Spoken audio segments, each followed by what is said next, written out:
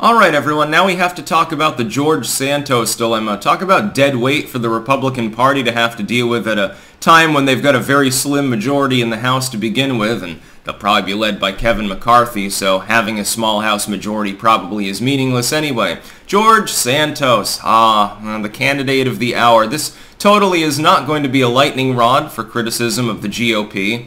Even though I don't think that he's principled MAGA, I'm sure they'll find some way to tie him into Trump because of this. He lied. He embellished his resume slightly with regards to his campaign, which he won. He does intend to be seated in the House.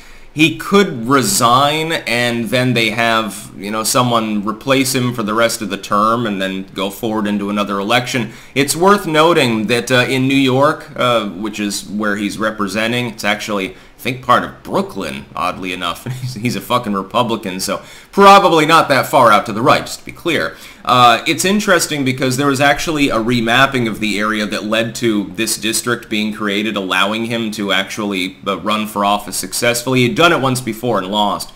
This time he won. He lied, to be clear. And for days he claimed that he didn't. What they said, they looked through his records, work records, educational.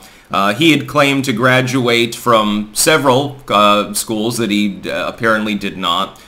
Whether he attended or not, I don't think is answered. Link in the description in this particular article. Archived, of course. I have to state that.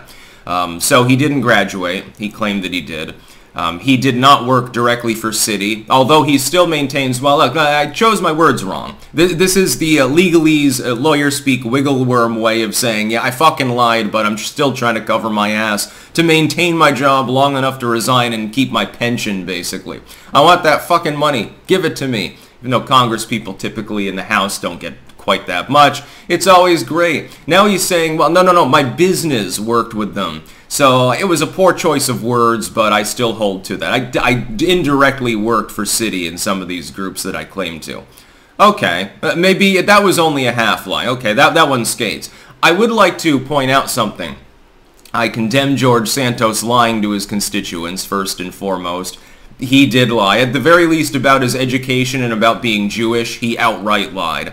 We'll give him a pass on the business claims because he has plausible deniability in saying, well, I just misspoke. Tied in with the other objective lies, of course, I don't think that's the case, but we'll play devil's advocate.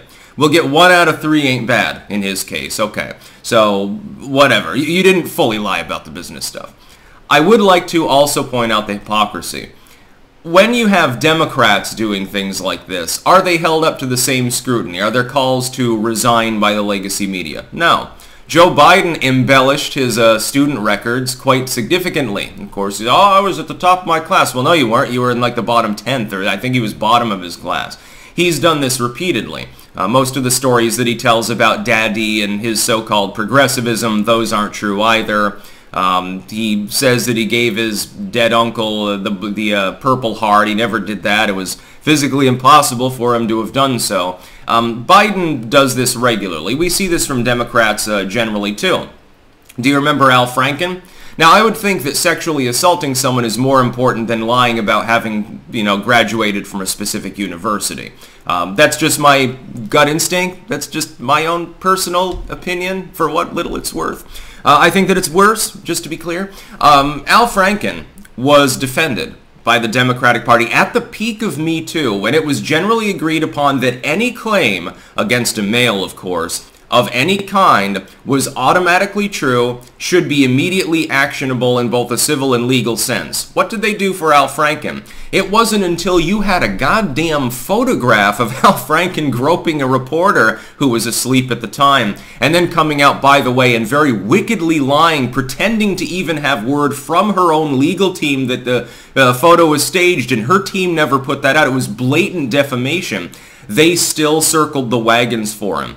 Some of them still support him now. He's still invited on for legacy media slots, and people still talk about him running for office again, even though he was caught red-handed groping a sleeping reporter and then openly and defamatorily lying about her own legal team's reaction to the release of the photograph.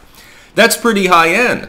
He got completely Me Too'd and ended up having to step out of politics. Other than Gillibrand and a few others, most of the Dems refused to stop supporting him. They didn't call on him to resign. They expressed shock and sadness, said he needs to do some reflection. Georgesantos, meanwhile, arguably lied several times about his educational career and his ethnic background. He says, well, one of my relatives a while back was Jewish, so apparently his cope there is, I didn't say I was Jewish, I said I was Jew-ish. Oh boy, what a Clintonian fucking line. I love that one. To be clear, I almost have to admire the grift involved. Meanwhile, though, the hypocrisy part of this particular story does rankle me. Because shoe on the other foot, if he had a D after his name, you can guarantee there wouldn't be nearly as much manufactured outrage. I don't even really care anymore when politicians do this because it seems as a society we've become completely used to it. Oh, he said that he was at a specific location doing something charitable and he was actually off in Madagascar at the time? Well, that's okay. He's a politician. Oh, she said that she graduated Magna? She actually graduated lower half? Well, we all forget some things when we get older. This happens constantly. But not for Georgesantos, though. Because of the hyper-politicized climate, there are still plenty of people pretending that it's the worst thing that's ever happened in the history of the House of Representatives or something like that. To be clear, he'll be seated. He'll be part of Congress. He probably should not have even responded. When you respond, you end up pouring kerosene onto the fire, which otherwise tends to burn down over time. He might face repercussions from other House members talking about the issue. The public's attention span is really, really limited. And he's still coping. He's still putting up a tacit defense at least of his business ties, which makes people want to dig fucking further.